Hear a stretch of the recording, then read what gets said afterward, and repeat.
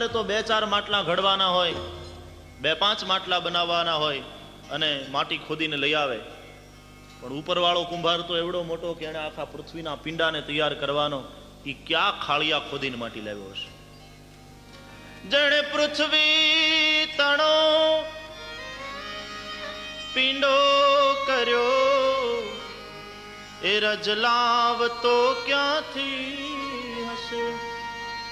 જેણે પૃથ્વી તણો પિંડો કર્યો, પૃથ્વી તણો, પૃથ્વી તણો પિંડો કર્યો, પૃથ્વી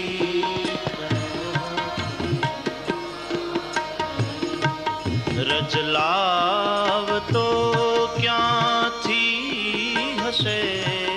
રજલાવ તો ગાયો,